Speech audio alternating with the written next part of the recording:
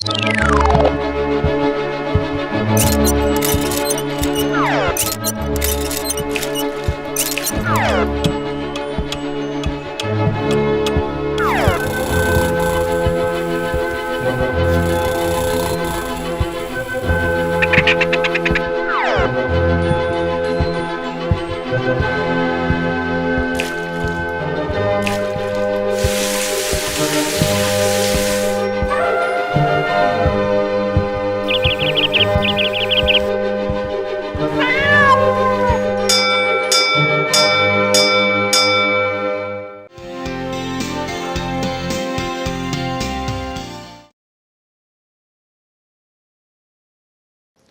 തരത്തിലെ രസതന്ത്രം 2 യൂണിറ്റുകളായിട്ടാണ് തയ്യാറാക്കിയിരിക്കുന്നത്.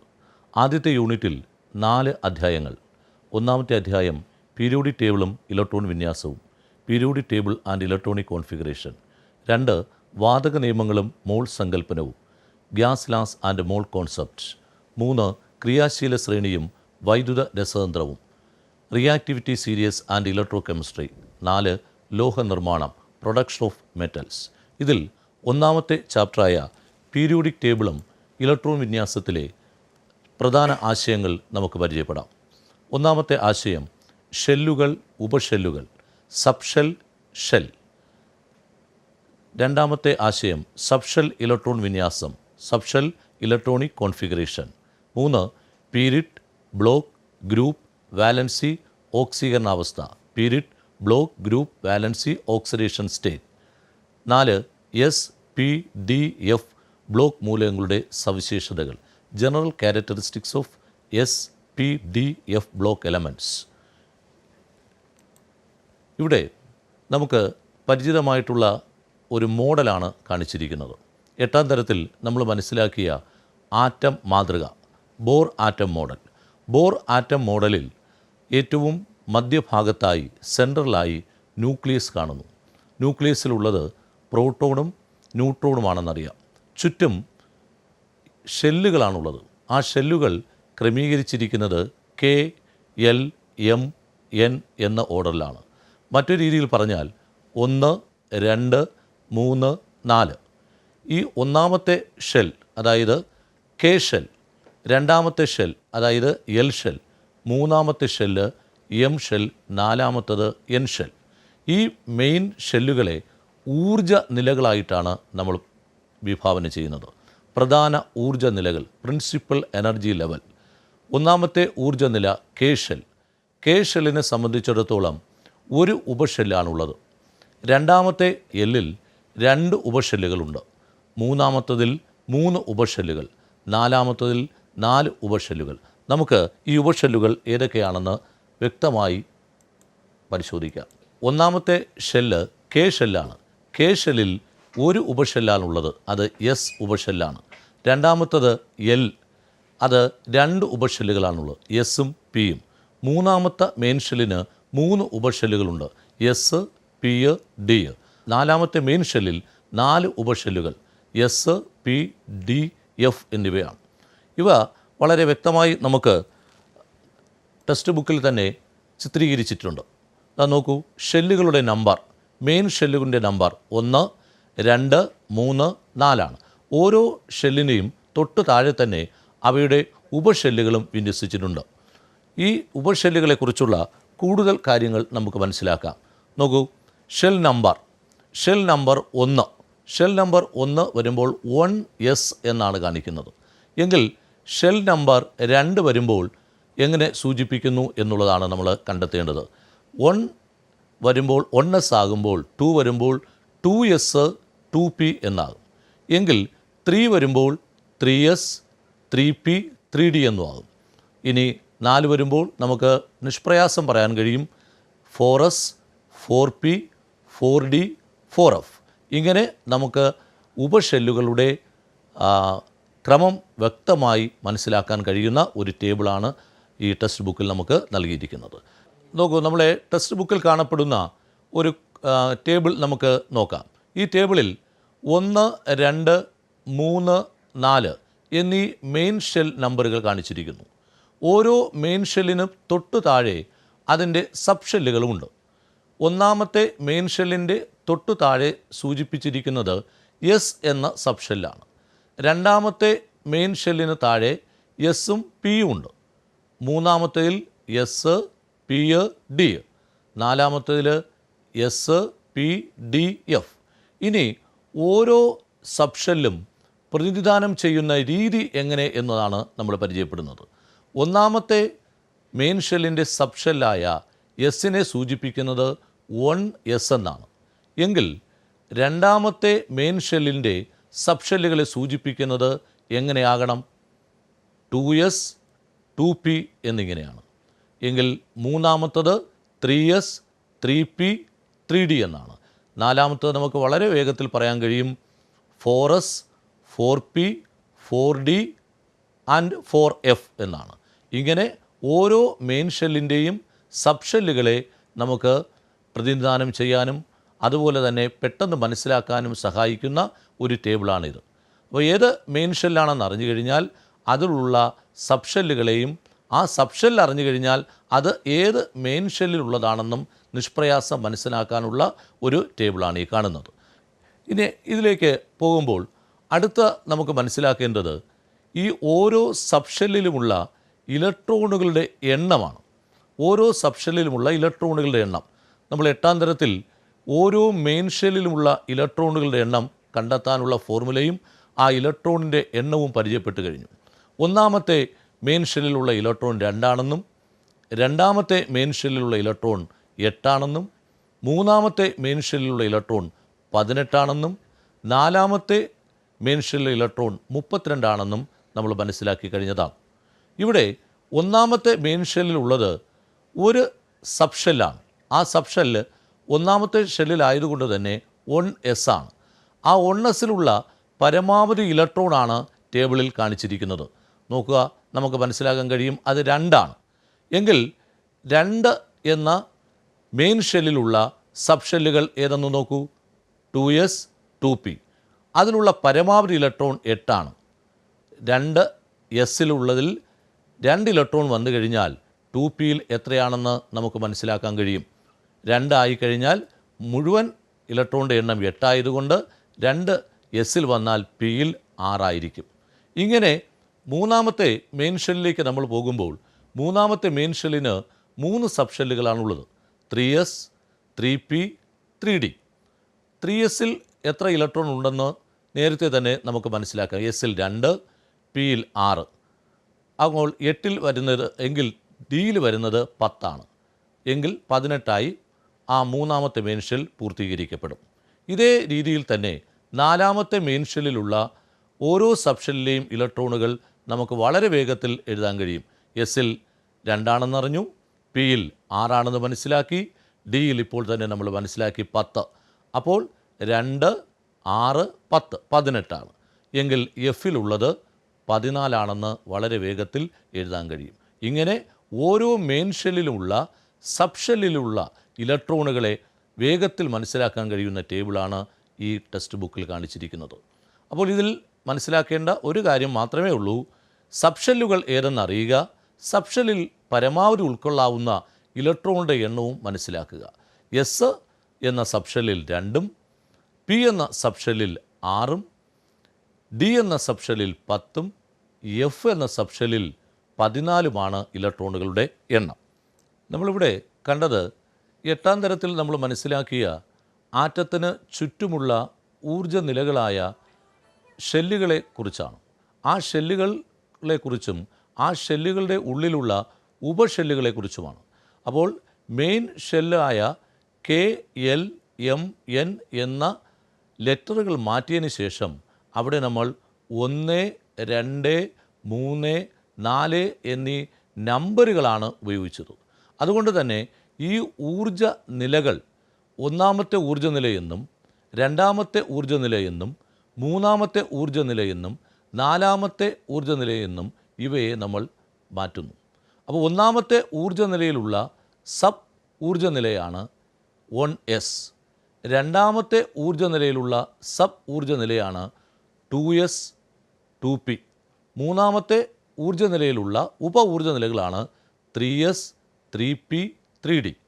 നാലാമത്തെ മെയിൻ ഊർജ്ജ നിലയിലുള്ള സബ് ഊർജ്ജ നിലകളാണ് 4s, 4p, 4d, 4f. ഇങ്ങനെ ഓരോ മെയിൻ ഊർജ്ജ നിലകൾക്കും അതാത് സബ് ഊർജ്ജ നിലകളുണ്ട് എന്ന ഒരു പുതിയ ആശയമാണ് നമ്മളിവിടെ പരിചയപ്പെട്ടത്. രണ്ടാമത് നമ്മൾ പരിചയപ്പെട്ടത് ഈ സബ് ഊർജ്ജ നിലകളിൽ ഓരോന്നിലും പരമാവധി ഉൾക്കൊള്ളാവുന്ന ഇലക്ട്രോണിൻ്റെ നമ്പറുകളാണ്, എണ്ണമാണ്. ആ നമ്പർ എസിൽ 2 ആണെന്നും പിയിൽ 6 ആണെന്നും ഡിയിൽ 10 ആണെന്നും എഫിൽ 14 ആണ് എന്ന ആശയം കൂടി മനസ്സിലാക്കി. അപ്പോൾ പ്രധാനപ്പെട്ട 2 കാര്യങ്ങൾ നമ്മൾ മനസ്സിലാക്കി. ഓരോ മുഖ്യ ഊർജ്ജ നിലയിലും മെയിൻ ഷെല്ലുകൾക്കും അതിൻ്റേതായ സബ് ഷെല്ലുകളുണ്ടെന്നും ആ സബ് ഷെല്ലിൽ പരമാവധി ഇലക്ട്രോണുകളുടെ എണ്ണം എത്രയും ആണെന്നുള്ള കാര്യമാണ് ഇവിടെ മനസ്സിലാക്കിയത്. ഇനി നോക്കൂ, സബ് ഷെൽ ഊർജ്ജ വിന്യാസം. ഇവിടെ നമ്മൾ കണ്ട ഓരോ സബ് ഷെല്ലിനെയും അതിൻ്റേതായ രീതിയിൽ വിന്യസിച്ചിരിക്കുകയാണ്. 1s, 2s, 2p, 3s, 3p, 3d, 4s. ഈ സബ് ഷെൽ ഊർജ്ജ വിന്യാസത്തിൽ നിന്ന് നമുക്ക് മനസ്സിലാക്കാൻ കഴിയുന്ന കാര്യം എന്തായിരിക്കും? 1s എന്നത് ആദ്യത്തെ ഊർജ്ജ നിലയിലുള്ളതാണെന്നും 2s, 2p ഇവ രണ്ടാമത്തെ ഊർജ്ജ നിലയിലുള്ളതാണെന്നും 3s, 3p, 3d ഇത് മൂന്നാമത്തെ ഊർജ്ജ നിലയുടേതാണെന്നും 4s നാലാമത്തെ ഊർജ്ജ നിലയിലുള്ളതും ആണെന്നാണ് മനസ്സിലാക്കാവുന്നത്. അപ്പോൾ ഇവിടെ എത്ര ഊർജ്ജ നിലകൾ, എത്ര മെയിൻ ഷെല്ലുകൾ ഉണ്ടെന്ന് പറഞ്ഞാൽ 1, 2, 3, 4. ഈ 4 മെയിൻ ഊർജ്ജ നിലകളുടെയും ഉപഷെല്ലുകളുടെ ക്രമീകരണമാണ് ഇവിടെ നമുക്ക് കാണാൻ കഴിയുന്നത്. ഇനി ഈ ക്രമീകരണം ഇങ്ങനെ എഴുതി കഴിഞ്ഞാൽ അപ്പോൾ 1s, 2s, 2p, 3s, 3p, 3d, 4s ഇത് മാത്രം എഴുതാൻ പഠിച്ചു കഴിഞ്ഞാൽ നമുക്ക് ഈ ചാപ്റ്ററിൻ്റെ പൂർണ്ണമായ ഒരു ആശയം ഉൾക്കൊള്ളാൻ കഴിയും. ഇനി ഇതിലുള്ള ഇലക്ട്രോണിൻ്റെ എണ്ണവും നമുക്കറിയാം. ഓരോ സബ് ഷെല്ലിലുള്ള ഇലക്ട്രോൺ എസിൽ 2 ആണെന്നും ഒരിക്കൽ കൂടെ ഞാൻ പറയാം, പിയിൽ 6 ആണെന്നും ഡിയിൽ 10 ആണെന്നും എഫിൽ 14 ആണെന്നും പറയാം. പക്ഷേ എഫിൻ്റെ കാര്യം നമ്മളിവിടെ എടുക്കേണ്ട കാര്യമില്ല, അത്രത്തോളം ഉള്ള ഇലക്ട്രോണുകളിലേക്ക് നമ്മൾ പോകുന്നില്ല. നോക്കൂ, പൊട്ടാസ്യം, കാൽസ്യം, സ്ട്രോൺഷ്യം 3 മൂലകങ്ങളും അവയുടെ അറ്റോമിക നമ്പറുമാണ് നമ്മളിവിടെ കാണിച്ചിരിക്കുന്നത്. അതിൽ പൊട്ടാസ്യത്തിൻ്റെ അറ്റോമിക് നമ്പർ 19 ആണ്. 19 ആകുമ്പോൾ നമ്മൾ എങ്ങനെ ഇലക്ട്രോൺ വിന്യാസം എഴുതും എന്ന് നമുക്ക് നോക്കാം. നോക്കൂ, എസിൽ 2 ആണ്. ഇതാ എഴുതിയിരിക്കുന്ന നോക്കൂ, എസിൽ 2, പിയിൽ 6, വീണ്ടും എസിൽ 2, പിയിൽ 6. ഡിയിൽ ഇലക്ട്രോൺ എഴുതിയിട്ടില്ല. അതിന് പകരം നമ്മൾ എവിടെ എഴുതിയിരിക്കുന്നു? എസിൽ എഴുതിയിരിക്കുന്നു. നോക്കുക, മൊത്തമുള്ള ഇലക്ട്രോണുകളുടെ എണ്ണം ഒന്ന് കൂട്ടി നോക്കിക്കഴിഞ്ഞാൽ 19 ആണെന്നും അറിയാം. ഇതേ ചുവട് പിടിച്ചുകൊണ്ട് നമുക്ക് കാൽസ്യവും എഴുതാം. ദാ കാൽസ്യത്തിലും നമുക്ക് കാണാൻ കഴിയുന്നത് ഒരു ഇലക്ട്രോണിൻ്റെ കൂടുതലാണ്. ആ കൂടുതലായ ഇലക്ട്രോൺ വന്നിരിക്കുന്നത് എസിലുമാണ്. Potassium 19, calcium 20. ഇനി നോക്കൂ, സ്ട്രോൺഷ്യം 21. 21 ആയപ്പോൾ ഒരു ഇലക്ട്രോൺ എവിടേക്ക് വന്നു? ഡിയിലേക്ക് വന്നു. ഇതിൽ നിന്ന് നമുക്ക് എന്താണ് മാനിക്കാൻ കഴിയുന്നത്? നമുക്കിതിൽ നിന്ന് മനസ്സിലാക്കാൻ കഴിയുന്നത് വളരെ വ്യക്തമായ ഒരു ആശയമാണ് നമുക്ക് മനസ്സിലാക്കാൻ കഴിയുന്നത്. എസിലാണ് ആദ്യം ഇലക്ട്രോണുകൾ വന്നു ചേരുന്നത്. എസ് സബ് ഷെൽ പൂർത്തീകരിച്ചതിന് മാത്രമേ ഡിയിലേക്ക് ഇലക്ട്രോൺ പോകുന്നുള്ളൂ. പൊട്ടാസ്യത്തെ സംബന്ധിച്ചിടത്തോളം 4s1 ആണ്. കാൽസ്യത്തെ സംബന്ധിച്ചിടത്തോളം 4s2 ആണ്. എസ് അപ്പോൾ പൂർണ്ണമായും ഫില്ല് ചെയ്ത് കഴിഞ്ഞു, ഇലക്ട്രോൺ പൂരണം ചെയ്ത് കഴിഞ്ഞു. അതിനുശേഷമാണ് നമ്മൾ സ്ട്രോൺഷ്യത്തിൻ്റെ 21ാമത്തെ ഇലക്ട്രോൺ ഡിയിലേക്ക് എത്തിച്ചേർന്നത്. അപ്പോൾ നേരത്തെ സൂചിപ്പിച്ചതുപോലെ 3Dയും 4sഉം തമ്മിൽ ചെറിയ ഒരു വ്യത്യാസമുണ്ട്. ആ വ്യത്യാസത്തെയാണ് സബ് ഷെൽ ഊർജ വ്യത്യാസം എന്ന് നമ്മൾ പറയുന്നത്. അപ്പോൾ ഊർജം കൂടിയതും കുറഞ്ഞതുമായ സബ് ഷെല്ലുകളാണ് നമുക്കിവിടെ ഉള്ളത്. ഈ പൊട്ടാസ്യവും കാൽസ്യവും സ്ട്രോൺഷ്യവും അതുപോലെ പീരിയോഡിക് ടേബിളിലുള്ള മറ്റ് മൂലകങ്ങളിൽ എല്ലാം ഇലക്ട്രോൺ പൂരണം ചെയ്യുന്നതിന് ഒരു തത്വത്തെ അടിസ്ഥാനപ്പെടുത്തിയാണ്. ആ തത്വം എന്താണെന്ന് നമുക്ക് പരിചയപ്പെടാം. പരിചയപ്പെടുന്നതിന് മുമ്പ് നമ്മളിവിടെ കണ്ട ഒരു കാര്യം ഒരിക്കൽ കൂടി നമ്മൾ ഉറപ്പിക്കുക. എസ് പൂർത്തീകരിച്ചതിന് ശേഷം മാത്രമേ ഡിയിലേക്ക് ഇലക്ട്രോൺ പോകുന്നുള്ളൂ എന്നതാണ് ഈ ഉദാഹരണത്തിലൂടെ നമ്മൾ കണ്ടത്. അപ്പോൾ 4s പൂർത്തീകരിച്ചതിന് ശേഷം മാത്രമേ 3Dയിലേക്ക് ഇലക്ട്രോൺ പൂരണം നടക്കുന്നുള്ളൂ എന്ന ആശയമാണ് നമ്മളിവിടെ വ്യക്തമായി മനസ്സിലാക്കിയത്. ഈ കാണുന്നിരിക്കുന്ന ആരോ മാർക്കുകൾ നമുക്ക് വളരെ പെട്ടെന്ന് ഈ പൂരണത്തെ സംബന്ധിച്ചിടത്തോളം മനസ്സിലാക്കാൻ കഴിയുന്നതാണ്. 3ൽ ഇലക്ട്രോൺ പൂർത്തീകരിച്ചാൽ ഉടനെ ഇലക്ട്രോൺ പോകുന്നത് 4sലേക്കാണ്. 4s കംപ്ലീറ്റ് ആയതിനു ശേഷം മാത്രമേ 3Dയിലേക്ക് ഇലക്ട്രോൺ പോകുന്നുള്ളൂ എന്ന ഒരു സിംബോളിക് റെപ്രസെൻറ്റേഷൻ കൂടിയാണ് ഇവിടെ കാണുന്നത്. ഈ രീതിയെ നമുക്ക് ഒരു ഗ്രാഫിലൂടെയും ചിത്രീകരിച്ചു. നിങ്ങൾ ടെസ്റ്റ് എടുത്ത് പരിശോധിച്ച് നോക്കിക്കഴിഞ്ഞാൽ ഒരു ഗ്രാഫിലൂടെ ഇത് കാണിച്ചിട്ടുണ്ട്. ആ ഗ്രാഫിൽ K എന്ന് പറയുന്നതിൽ നോക്കിയാൽ 1s ആണെന്നും, Lൽ 2p 2s, അതുപോലെ Mൽ 3D 3p 3s ആണ്. ആ എന്നിലേക്ക് സൂക്ഷ്മമായി നിരീക്ഷിച്ചു കഴിഞ്ഞാൽ അറിയാൻ കഴിയും 3Dക്ക് തൊട്ട് താഴെയാണ് 4sൻ്റെ സ്ഥാനം. അപ്പോൾ ഊർജം y ആക്സിസിൽ മുകളിലോട്ട് പോകുമ്പോൾ 3D ഊർജം മുകളിലും 4sൻ്റെ ഊർജം താഴെയുമാണ്. എന്ന് പറഞ്ഞാൽ 4sനാണ് 3Dയേക്കാൾ ഊർജം കുറവ് എന്നാണ് ഈ ഗ്രാഫിൽ നമുക്ക് മനസ്സിലാക്കാൻ കഴിയുന്നത്. ചെറിയ ക്ലാസ്സിലൊക്കെ നമ്മൾ ഗ്രാഫ് 8ാം ക്ലാസ്സിലൊക്കെ ഗ്രാഫിലൂടെ നമ്മൾ ചിത്രീകരണങ്ങൾ പലതും പഠിച്ചിട്ടുള്ളതാണ്. അപ്പോൾ ഊർജ്ജനില കൂടുന്നു എന്നതാണ് y ആക്സിസിനെ സൂചിപ്പിക്കുന്നതും x ആക്സിസിനെ സൂചിപ്പിക്കുന്നത് മെയിൻ ഷെല്ലുകളുമാണ്.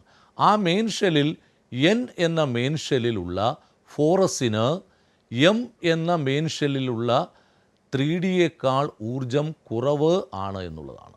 ആ കുറവ് ഉള്ളതുകൊണ്ടാണ് 3Dക്ക് മുന്നേ 4s ഫില്ലാവുന്നത്. 3Dക്ക് മുന്നേ 4sൽ ഇലക്ട്രോൺ പൂരണം ചെയ്യുന്നത് 3Dയേക്കാൾ 4sന് ഊർജത്തിൻ്റെ അളവ് കുറവാണ്. അതാണ് ആ കാണിച്ചിരിക്കുന്നത്. ന്യൂക്ലിയസിൽ നിന്ന് അകലം കൂടുന്നതനുസരിച്ച് ഷെല്ലിലെ ഇലക്ട്രോണുകളുടെ ഊർജവും കൂടി വരുന്നു. ന്യൂക്ലിയസും ഇലക്ട്രോണും തമ്മിലുള്ള ആകർഷണബലം കുറയുകയും ചെയ്യുന്നു എന്ന ചെറിയ ക്ലാസ്സിലുള്ള ഒരാശയം കൂടി നമ്മളിവിടെ മനസ്സിലാക്കുകയാണ്. ഈ മുകളിൽ കാണിച്ചിരിക്കുന്ന 1s 2s 2p 3s 3p 4s 3D 4p ഇവയിൽ അവയുടെ ഊർജം കൂടുന്നതും നമുക്ക് മനസ്സിലാക്കാൻ കഴിയും. അവിടെ കാണിച്ചിരിക്കുന്നത് നോക്കൂ, 3p കഴിഞ്ഞിട്ട് 4s വരുന്നു. അപ്പോൾ 4sനാണ് ഊർജം 3Dയേക്കാൾ കുറവ് എന്ന് മനസ്സിലാക്കുക. 4sന് ശേഷമാണ് 3D വന്നിരിക്കുന്നത്. അപ്പോൾ ഊർജ്ജനിലയിൽ 4s കുറവും 3D കൂടുതലുമാണ്. അപ്പോൾ ഊർജം കുറഞ്ഞ ഷെല്ലുകൾ സബ് ഷെല്ലുകളിലാണ് ഇലക്ട്രോൺ പൂരണം ആദ്യം നടക്കുന്നു എന്നുള്ള ആശയമാണ് ഇതിലൂടെ നമ്മൾ മനസ്സിലാക്കിയിരിക്കുന്നത്. ഈ ചാപ്റ്ററിൽ ആദ്യം നമ്മൾ തുടങ്ങിയത് മെയിൻ ഷെല്ലുകളാണ്. ആ മെയിൻ ഷെല്ലുകൾ ഓരോന്നിനെയും നമ്പർ മുറയ്ക്കാണ് എഴുതിയത്. 1 2 3 4 മുഖ്യ ഷെല്ലുകൾ. ഈ മുഖ്യ ഓരോ ഷെല്ലിനും ഉപഷെല്ലുകളും നമ്മൾ കണ്ടു. S, P, D, F. ഇനി അതിലുള്ള ഇലക്ട്രോണിൻ്റെ എണ്ണവും നമ്മൾ സൂചിപ്പിച്ചു. 2 6 10 14 എന്നിങ്ങനെയാണ്. ഇനി രണ്ടാമത് അതിൽ കണ്ടത് സബ്ഷെൽ എഴുതുമ്പോൾ നമ്മൾ ശ്രദ്ധിക്കേണ്ട പ്രധാന കാര്യത്തെക്കുറിച്ചാണ്. സബ്ഷെല്ലിൽ ഇലക്ട്രോൺ പൂരണം നടത്തുമ്പോൾ 1sൽ ആദ്യം പൂരണം നടത്തുന്നു, 2sൽ നടത്തുന്നു, 2pയിൽ നടക്കുന്നു, 3sൽ നടക്കുന്നു. പക്ഷേ 3Dയിൽ നടക്കുന്നില്ല. പക്ഷേ 4sലാണ് പൂരണം നടക്കുന്നത്. എന്തുകൊണ്ടാണ് 4sൽ ആദ്യ പൂരണം നടക്കുന്നത്? 3Dക്ക് മുമ്പേ 4sന് 3Dയേക്കാൾ ഊർജം കുറവാണ്. അപ്പോൾ ഊർജം കുറവായ സബ്ഷെല്ലുകളിലാണ് ഇലക്ട്രോണുകൾ ആദ്യം എത്തുന്നത് എന്നതാണ് നമ്മളിവിടെ മനസ്സിലാക്കുന്നത്. അപ്പോൾ സബ്ഷെൽ ഇലക്ട്രോണിക് കോൺഫിഗറേഷൻ എഴുതുമ്പോൾ നാം ശ്രദ്ധിക്കേണ്ട പ്രധാനപ്പെട്ട കാര്യം 4s ഫില്ല് ചെയ്തതിന് മാത്രമേ 3Dയിലേക്ക് ഇലക്ട്രോൺ പോകുന്നുള്ളൂ എന്നുള്ളതാണ്. 1sൽ 2ഉം 2sൽ 2ഉം 2pയിൽ 6ഉം 3sൽ 2ഉം 3pയിൽ വീണ്ടും 6ഉം അത് കഴിഞ്ഞ് 3Dയിൽ എത്തുന്നില്ല. പകരം 4sലാണ് വരുന്നത്. 4sൽ 1 പൂരണം നടക്കുന്നു. രണ്ടാമത് വരുമ്പോൾ 4sൽ 2 നടക്കുന്നു. മൂന്നാമതൊരു ഇലക്ട്രോൺ കൂടി വന്നാൽ മാത്രമേ 3Dയിലേക്ക് ഇലക്ട്രോൺ പൂരണം നടക്കുന്നുള്ളൂ. അഫ്വ പ്രിൻസിപ്പിളിൻ്റെ രീതിയാണ് നമ്മൾ നേരത്തെ ഗ്രാഫിലൂടെയും കണ്ടത്. അപ്പോൾ എനർജി ആണ് മൂലകങ്ങളെ സംബന്ധിച്ചിടത്തോളം അവയുടെ സബ്ഷെല്ലിൽ ഇലക്ട്രോൺ വിന്യാസത്തെ ആശ്രയിച്ചിരിക്കുന്ന പ്രധാന ഘടകം. അപ്പോൾ ഓരോ സബ്ഷെല്ലിലും ഇലക്ട്രോണുകൾ പൂരണം നടക്കുന്നതിൽ ഓരോ സബ്ഷെല്ലിൻ്റെയും ഊർജത്തെ അടിസ്ഥാനപ്പെടുത്തിയാണ്. ഊർജം കുറവുള്ള സബ്ഷെല്ലിലായിരിക്കും ആദ്യം ഇലക്ട്രോൺ പൂരണം നടക്കുന്നത് എന്ന ആശയത്തിലാണ് നമ്മൾ എത്തിച്ചേർന്നത്. നിങ്ങളെ ടെക്സ്റ്റ് ബുക്ക് നിങ്ങൾ നോക്കിക്കഴിഞ്ഞാൽ എപ്പോഴും രസതന്ത്രം പഠിക്കുമ്പോൾ നോട്ട് എന്നുള്ളത് ടെക്സ്റ്റ് ബുക്കിനെ അടിസ്ഥാനപ്പെടുത്തിയായിരിക്കണം നിങ്ങൾ തയ്യാറാക്കേണ്ടത്. ഓരോ പ്രവർത്തനങ്ങളുമായിരിക്കണം നിങ്ങളെ നോട്ട് ബുക്കിൽ നോട്ടായി രേഖപ്പെടുത്തേണ്ടത്. നിങ്ങൾ ചെയ്യുന്ന പ്രവർത്തനങ്ങൾ അതാണ് നോട്ട്. അപ്പോൾ നിങ്ങളെ ടെക്സ്റ്റ് ബുക്ക് എടുത്തു കഴിഞ്ഞാൽ ഇന്ന് നമ്മൾ പഠിച്ച സബ്ഷെൽ ഊർജ വിന്യാസം, സബ്ഷെൽ ഇലക്ട്രോണിക് എനർജി കോൺഫിഗറേഷൻ ഉപയോഗപ്പെടുത്തി മൂലകങ്ങളുടെ ഇലക്ട്രോൺ വിന്യാസം എഴുതി നോക്കുക. അങ്ങനെ എഴുതുമ്പോൾ നിങ്ങൾക്ക് 1s-ഉം 2s-ഉം 2p-യും 3s-ഉം 3p-യും 4s-ഉം 3d-യും ഒക്കെ എങ്ങനെ ഇലക്ട്രോൺ പൂരണം നടക്കുന്നു എന്ന് കൂടുതൽ വ്യക്തമായി മനസ്സിലാക്കാൻ കഴിയും. ഒരു 5-6 ഉദാഹരണങ്ങൾ ടെക്സ്റ്റ് ബുക്കിൽ തന്നെയുണ്ട്. ആ ഉദാഹരണങ്ങളെ ആ മൂലകങ്ങളുടെ സിമ്പൽ ഉപയോഗപ്പെടുത്തുക, പീരിയോഡിക് ടേബിളിൻ്റെ സഹായത്തോടുകൂടി മൂലകങ്ങളുടെ അറ്റോമിക് നമ്പർ കണ്ടെത്തുക, അറ്റോമിക് നമ്പർ കണ്ടെത്തി സബ്ഷെൽ ഇലക്ട്രോൺ വിന്യാസം നേരത്തെ സൂചിപ്പിച്ചതുപോലെ 1s, 2s, 2p, 3s, 3p, 3d, 4s എന്നീ ഊർജ നിലകളിൽ പരമാവധി ഇലക്ട്രോണുകളെ ഉൾപ്പെടുത്തിക്കൊണ്ട് സബ്ഷെൽ ഇലക്ട്രോൺ വിന്യാസം എഴുതി പരിശീലിക്കുക.